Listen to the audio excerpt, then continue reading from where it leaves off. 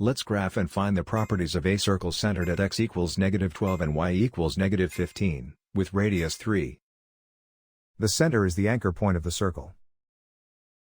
The center is at x equals -12, y equals -15. The radius is the distance from the center to the circle. Step out by the radius, right, left, up, and down. These 4 points sit on the circle.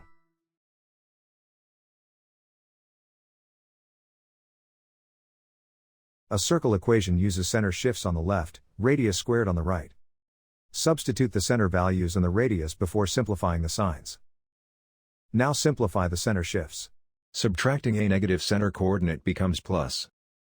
The radius is 3, so 3 squared gives 9. Now we derive the related properties from the radius.